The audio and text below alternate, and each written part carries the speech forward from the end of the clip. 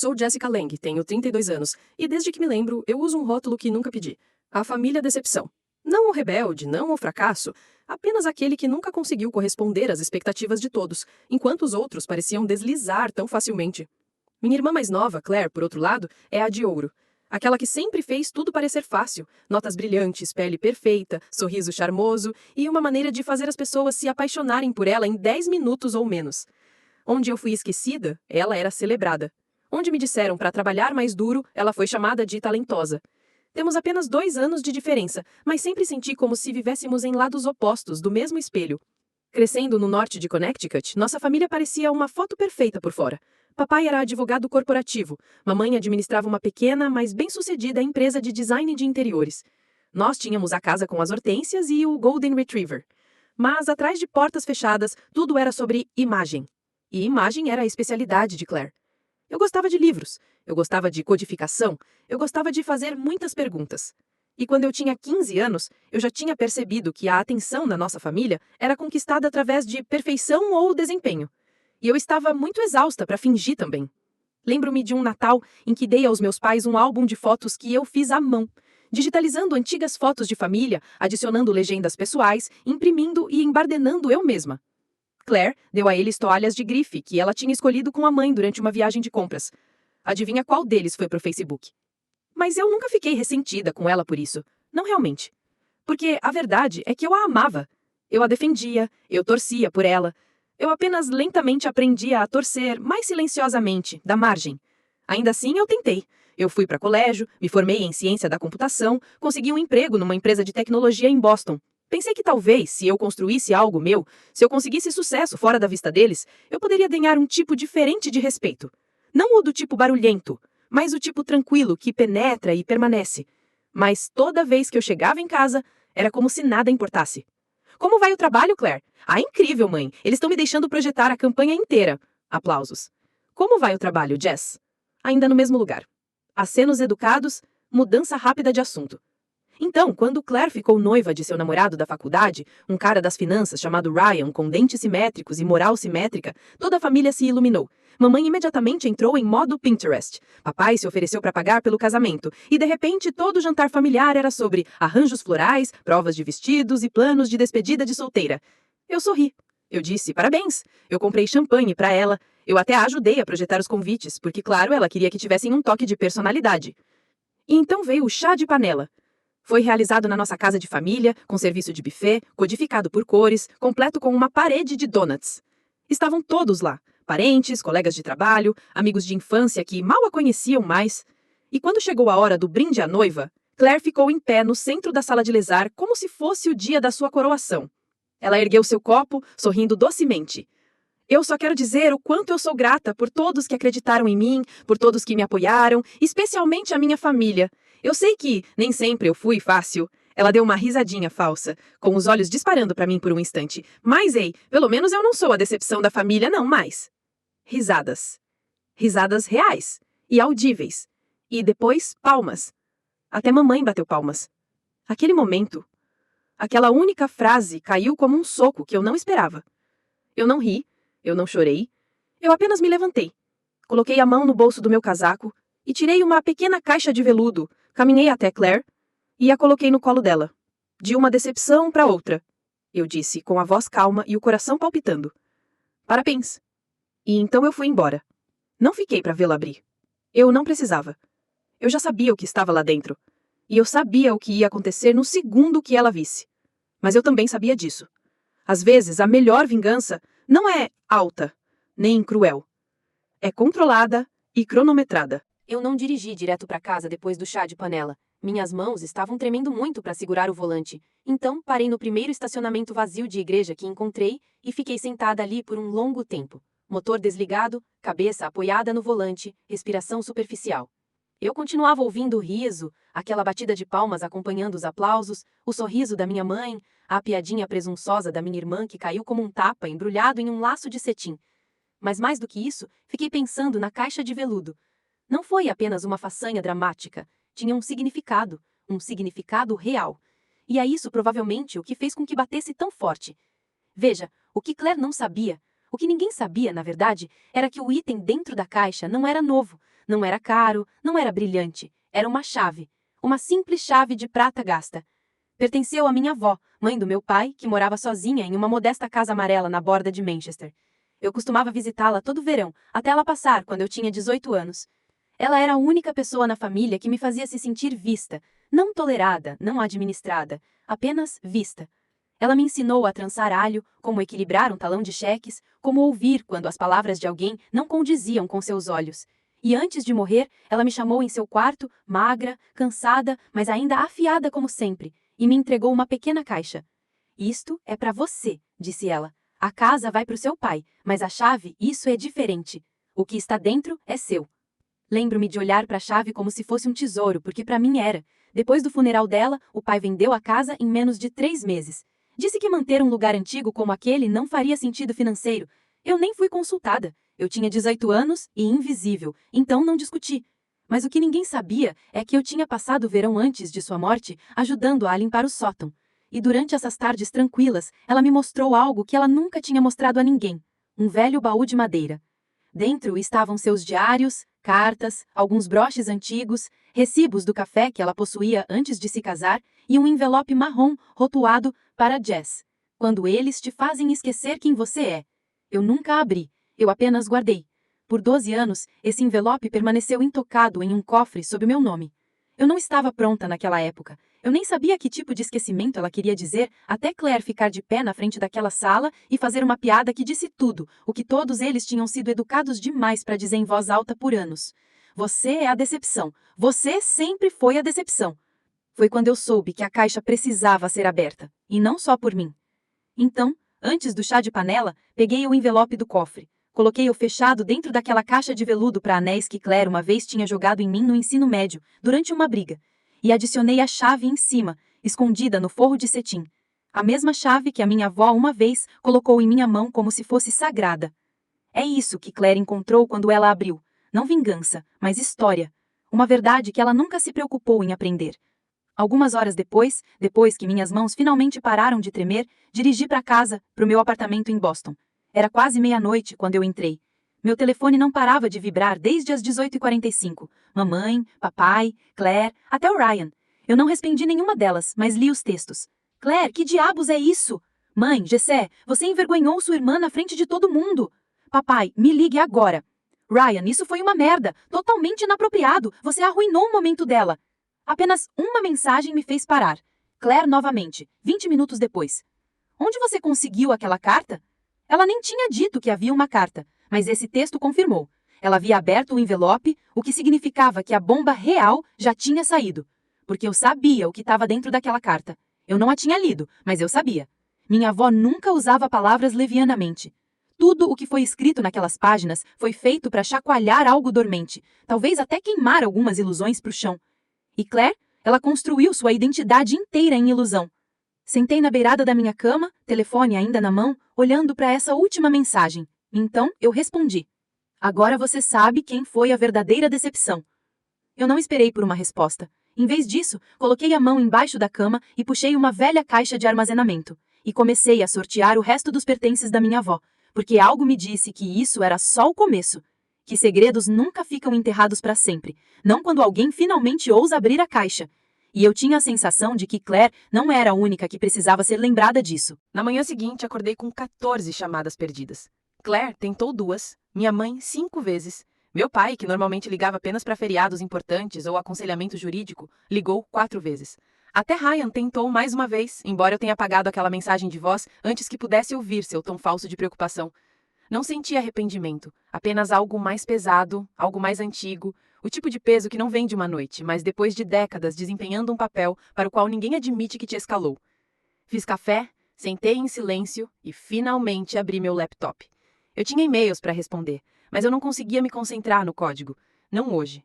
Meu cérebro continuava voltando para uma pergunta. O que exatamente minha avó escrevia naquela carta? Porque quando Clay perguntou onde você conseguiu aquela carta, eu sabia que tinha abalado ela. O tipo de sacudida que Claire não admitia de imediato. Ela sempre foi o tipo que ria do confronto, transformava a dor em agressão passiva e descartava emoções como fraqueza.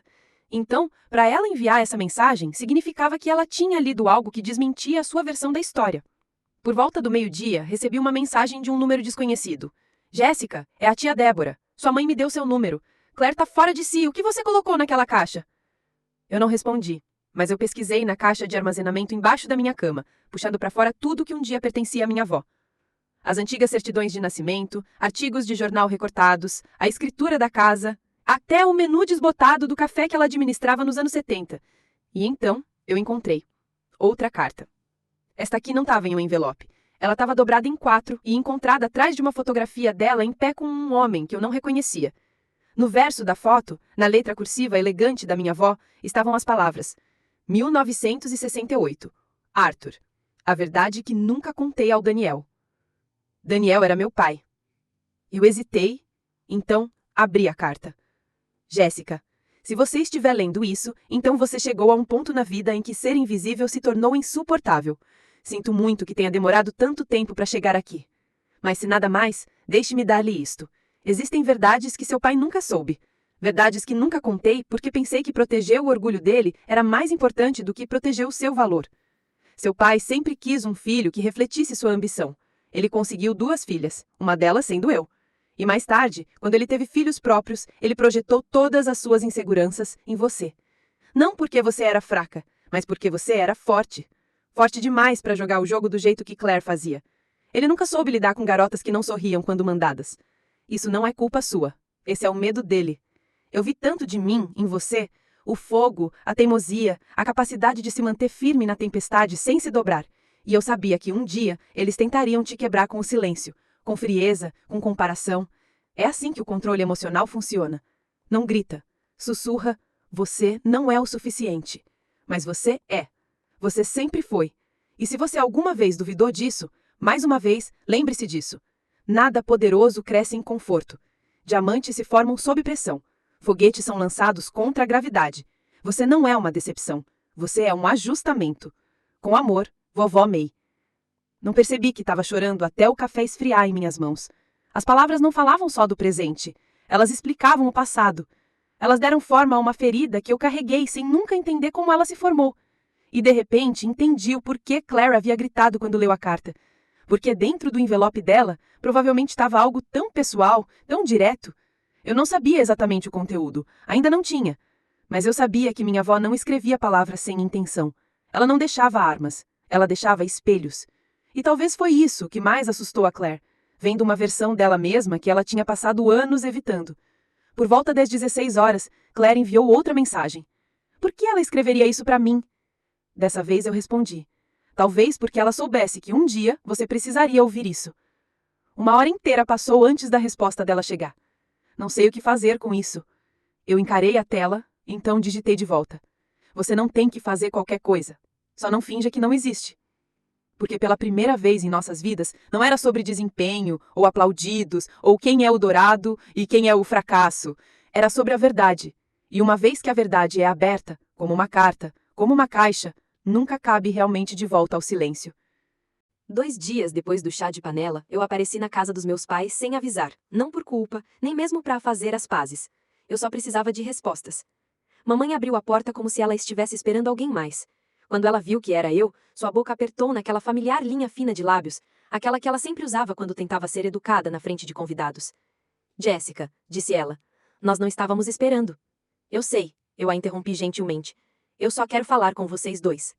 Papai estava na cozinha manuseando um copo de bourbon como se fosse medicinal. Ele mal olhou para cima quando eu entrei. Apenas gesticulou em direção a uma cadeira e disse, sente-se se você for ficar. Mamãe me seguiu por trás, visivelmente tensa, como se eu pudesse explodir novamente, como aconteceu no chá de panela, como se a honestidade fosse dinamite. Por alguns segundos, ninguém falou. Eu podia ouvir a geladeira zumbindo, o gelo se movendo no copo do meu pai. Então eu disse. Ela gritou porque eu dei a ela algo real, pela primeira vez. Papai olhou para cima lentamente. Você humilhou sua irmã. Não, eu disse firme. Ela se humilhou. Eu só parei de participar. Ele expirou alto. Você sempre foi tão dramática. Mamãe estremeceu apenas um pouco. E naquele pequeno gesto, eu vi tudo o que ela nunca disse em voz alta. Os anos de permanecer apenas fora do palco, apoiando silenciosamente, nunca interferindo, nunca protegendo. Você sequer sabia o que havia no envelope? Eu perguntei a ele. Ele não respondeu. Claro que ele não sabia. Eles nunca perguntaram o que eu carregava, apenas como eles pareciam. Eu passei anos pensando que havia algo errado comigo, que talvez eu fosse demais ou não fosse o suficiente. Que se eu tivesse apenas me esforçado mais, sido mais doce, sorrido mais, eu teria sido permitida a importar, como Claire. Você importa, disse a mãe, rápido demais. Nós sempre te amamos. Você amava a versão de mim que não fazia coisas desconfortáveis, que ficava quieta nos jantares de família, que batia palmas para Claire e dizia obrigado quando você me dava cartões de aniversário com notas de $20 em vez de conversas. Papai sentou-se mais ereto. Nós te apoiamos da mesma forma. Não, vocês me toleraram, eu corrigi. Claire teve orgulho, eu tive politez. As palavras ficaram entre nós como fumaça percorrendo a sala. Então a mãe falou novamente, mais baixo dessa vez. Eu li a carta, a da sua avó. Claire me mostrou. Eu me virei para ela e sua voz vacilou quando, eu acho que sua avó viu o que nós não queríamos admitir, que você não precisava de aplausos, você precisava ser vista. E nós continuamos pedindo para que você encolhesse. Ali estava, a frase pela qual eu esperei décadas. Não um pedido de desculpas, mas um reconhecimento. Papai se levantou e caminhou até a pia, enchendo novamente seu copo. Sua avó sempre teve um talento para o dramático. Aquela casa estava cheia de velha amargura. Não, eu disse, me levantando para encontrar o seu tom. Estava cheia de verdade, do tipo que esta família evita como uma praga. Ele se virou, com os olhos duros. E daí já, Jéssica? Você quer que a gente use cascalho, reescreva a história, jogue Claire debaixo do ônibus para sua validação? Não, eu disse calmamente. Eu quero que você pare de fingir que tudo está bem quando não está. Eu quero que você entenda que o dano nem sempre é alto. Às vezes é o silêncio depois que você chama alguém de decepção e espera que eles sorriam assim mesmo. Por um momento, nenhum de nós se moveu. Então, do corredor, veio uma voz que eu não ouvia há 2 dias. Eu pedi a ela que me desse a caixa. Era Claire. Ela entrou na sala vestindo um moletom com capuz e calça de moletom. A primeira vez que a vi não perfeitamente polida em, bem, anos. Eu disse a ela para fazer algo bold, ela continuou. Eu não sabia o que ela traria, mas eu pedi. Eu disse, se você quiser ser vista, então faça eles tiverem. Papai olhou para ela como se ela tivesse perdido a cabeça. Você planejou isso?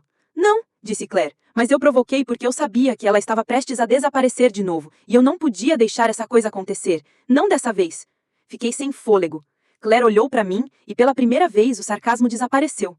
A carta falava sobre como nós dois desempenhamos os nossos papéis, como eu interpretei o perfeito para manter a peça e como você era o espelho que tentávamos sempre quebrar. Eu assenti lentamente. Acontece, ela disse, espelhos não quebram assim tão fácil. Ficamos naquela cozinha, os 4, não gritando, não abraçando, não curados, mas craquelados, honestos, e isso era mais do que eu esperava. Porque às vezes a mudança não acontece com fogos de artifício ou cenas dramáticas. Às vezes chega no momento em que uma criança de ouro admite que o ouro era só tinta. 3 dias depois daquele confronto na cozinha, recebi um convite. Não um metafórico, um real. Papel cartão creme, acabamento dourado enviado por Claire. Foi um novo convite para o chá de panela dela, como a nota explicou. Desta vez ela escreveu, não um performance, apenas as pessoas que precisam estar na sala. Eu gostaria que você estivesse lá, e eu gostaria que você falasse se quiser. Li a nota 3 vezes antes de colocá-lo na minha mesa. Era surreal. Claire me pedindo para falar em seu chá de panela. A mesma Claire que costumava revirar os olhos quando eu corrigia a gramática dela ou fazia muitas perguntas nerds no jantar. A mesma Claire que costumava contar aos amigos dela que eu era apenas introvertida quando eu desaparecia nos livros em festas de família. Que Claire estava mudando. Mas a cura não é linear. Ela não chega com uma caixa e um confronto. Ela se desdobra em pedaços como uma floração lenta de verdades. Então eu não disse sim imediatamente. Em vez disso, sentei-me na minha varanda, observando o horizonte de Boston cintilar no início da noite. E eu pensei sobre o que eu diria até se eu fosse. Não vingança, não revanche, mas a verdade, o tipo que é conquistado. No dia seguinte, liguei para a antiga vizinha da minha avó, a senhora Ali. Ela tinha quase 90 anos agora, mas ainda morava do outro lado da rua de onde a vovó May costumava guardar sua casa amarela, aquela que meu pai vendeu como se fosse peso morto. A senhora Ali respondeu no 3º toque. Jessica Lange, ela disse, sua voz clara. Você soa exatamente como sua avó. Isso quase me fez chorar. Ela se lembrava da casa, é claro, e ela se lembrava do verão em que ajudei a limpar o sótão. Você era quieta, ela disse, mas não tímida. Há uma diferença. Contei a ela sobre a carta, a caixa, a precipitação. Ela ouviu da maneira que só os idosos conseguem, e com quietude, sem tentar consertá-la. Quando terminei, ela disse, aquela casa pode ter desaparecido, mas as histórias dentro dela não são. Parece que sua avó confiou em você para levá-los adiante. E pela primeira vez, não me senti como uma decepção. Eu me senti como uma portadora da tocha. Poucos dias depois, eu apareci no novo chá de panela de Claire. Não foi realizado na casa dos nossos pais. Foi hospedado num café aconchegante perto da orla de cidade, onde a iluminação era quente e as cadeiras não combinavam de uma forma que parecia real. Havia talvez uma dúzia de convidados desta vez, sem primos de segundo grau, sem colegas de trabalho que vieram apenas pelo vinho, sem fundos de Instagram, apenas pessoas que importavam. Claire usava um vestido azul macio, maquiagem mínima, sem coroa de flores ou um sorriso perfeitamente ensaiado. Ela parecia uma versão de si mesma que eu não via desde que éramos adolescentes. Ela me cumprimentou na porta com um longo e silencioso abraço. Eu não tinha certeza se você viria, ela sussurrou. Eu não estava também, respondi, mas estou feliz que eu fiz. No meio da tarde, depois que o bolo foi cortado e as pessoas estavam tomando mimosas, Claire se levantou. Eu sei que nós já fizemos isso, ela disse, voz firme. E eu sei que alguns de vocês ouviram coisas no primeiro banho que foram inesperadas. Algumas risadas nervosas se seguiram. Mas eu quero tirar um momento para reconhecer algo, ou melhor, alguém. Ela olhou diretamente para mim. Minha irmã, Jessica, tem sido muitas coisas nesta família. Ajudante, consertadora, protetora e sim, contadora de verdades. E por anos deixei que ela carregasse todas as coisas difíceis, enquanto eu fazia as fáceis. Mas não mais. Ela fez uma pausa. Jessie, você se importaria de dizer algumas palavras? A sala se virou para mim, e por um momento senti aquele velho peso ressuscitar. A voz na minha cabeça sussurrando, não se destaque, não faça isso estranho, não fale muito alto. Mas eu fiquei de pé mesmo assim. Caminhei até o centro do quarto e pigarreei. Obrigada, comecei, por me dar um espaço que eu nunca esperei ter. Não porque eu precise de um microfone ou de um holofote, mas porque, por muito tempo, eu acreditei que eu não pertencia a quartos como esse. Quartos de família, quartos de festa. A verdade é que eu não fui a decepção. Eu estava apenas diferente. E diferente não é uma falha. Olhei para Claire, que estava me observando sem piscanar. Nós todos desempenhamos papéis. Alguns escolhemos, outros herdamos. Mas, eventualmente, podemos decidir se continuamos interpretando. E eu decidi colocar o meu para baixo. Eu não chorei, não tremi. Eu apenas falei claramente, calmamente, como alguém que finalmente parou de pedir permissão para ser visto. Após o discurso, algo mudou no ar. Não dramaticamente, não com aplausos ou suspiros, ou uma ovação de pé lacrimosa. Foi mais silencioso do que isso. Uma quietude. O tipo que se segue quando algo pesado finalmente pousa e todos percebem que estavam prendendo a respiração. Claire se levantou primeiro. Ela não disse nada. Ela apenas caminhou e me abraçou, mais longo dessa vez, sem sussurros, sem sentimento ensaiado, apenas braços em volta de braços, real. Então uma de suas amigas começou batendo palmas, então outra, e antes que eu percebesse, uma lenta, honesta rodada de aplausos encheu a sala, não para a performance, mas para a libertação, para o crescimento, para a coragem que leva a dizer, eu não sou quem você pensava que eu era, e tá tudo bem. Naquela noite, depois que os convidados foram embora e as luzes do café estavam apagadas, Claire e eu ficamos para trás para ajudar a equipe a limpar. Ela insistiu em limpar as mesas enquanto eu empilhava pratos usados. Parecia surreal nós fazendo algo juntas, algo normal, sem os papéis que teríamos ambos aprendido a interpretar. Ela me entregou um pano úmido. Você quer saber o que estava no meu envelope? Eu pausei. Só se você quiser me contar. Ela se encostou no balcão. Era uma cópia de uma carta antiga que minha avó escreveu para o meu pai, uma que ela nunca enviou. Minhas sobrancelhas se ergueram. Pro pai? Ela assentiu. Ela escreveu no dia em que eu nasci. Aparentemente, ela ouviu ele dizer que ficou aliviado por ter o segundo filho normal dessa vez, que eu não seria difícil como você. Meu estômago se contraiu. Eu não sabia que ele disse isso. Eu também não, mas a vovó sim, e ela o chamou de covarde. Disse, qualquer homem que confunde silêncio com bondade tá criando ovelhas, não crianças. Eu soltei uma risada baixa e amarga. Parece com ela. Claire deu ombros. Ela também escreveu algo mais, que naquele dia, a difícil, seria a única da família corajosa o suficiente para encarar a verdade em voz alta, e que eu ou ficaria ressentida com isso, ou respeitaria isso. E qual você escolheu? Perguntei. Ela encontrou meus olhos. Eu ainda estou escolhendo. Foi a resposta mais honesta que eu ouvi ela dar. Quando saímos do café, ela me entregou um pequeno envelope. Este também estava na caixa, ela disse. Eu acho que ela significava isso para as duas. Eu esperei até chegar em casa para abri-lo. Dentro havia uma única fotografia, antiga, desbotada, com as bordas enroladas. Era a vovó May segurando 2 bebês, um em cada braço, Claire e eu. Ela estava rindo, com a cabeça jogada para trás, cabelo bagunçado, olhos semicerrados na luz do sol. No verso, ela havia escrito em caneta azul: Deixe o mundo te chamar de difícil. Significa que você não se curvou. Fique em pé. Coloquei a foto na minha estante de livros, escondida atrás de uma moldura da minha formatura da faculdade, aquela que ninguém na minha família compareceu.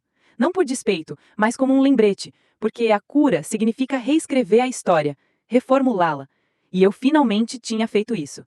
O casamento de Claire foi realizado 4 semanas depois. Não foi perfeito. Houve silêncios constrangedores no jantar de ensaio. Tensão entre nosso pai e eu que nunca realmente se resolveu. Mamãe permaneceu principalmente neutra, caminhando numa linha cuidadosa entre pacificadora e passageira. Mas Claire, ela era diferente. Os votos dela eram crus. Sua gratidão era real. E durante a recepção, durante os discursos, ela levantou um copo e disse: "Para minha irmã que me mostrou que alguns legados valem a pena quebrar." Eu não chorei então. Eu apenas assenti porque aquele momento não era sobre ser perdoado ou celebrado. Foi sobre ser entendido. E para alguém que passou a vida inteira se explicando para pessoas que já tinham se decidido, isso era tudo. Semanas depois, de volta a Boston, fui convidada a falar num podcast sobre mulheres em tecnologia. A anfitriã me perguntou sobre fracasso, síndrome do impostor e onde eu encontrei a minha confiança. Eu disse a verdade. Confiança não é a ausência de dúvida, é a recusa de deixar que as versões que as pessoas têm de você vençam. Ela perguntou onde eu tinha aprendido isso, e eu sorri, pensando numa caixa de veludo, uma chave e uma carta escrita por uma mulher que me viu antes que qualquer outra pessoa ousasse me ver. Da decepção. Aquela que não ficou quieta. Então, se você ainda está observando, ainda se perguntando o que havia naquela caixa, talvez esse seja o seu sinal para parar de se encolher, parar de se desculpar por ser aquele que não se encaixava no molde deles, porque às vezes o maior presente que você jamais vai dar é a verdade, embrulhado em veludo, entregue com graça e deixado para trás de cabeça erguida. Tchau.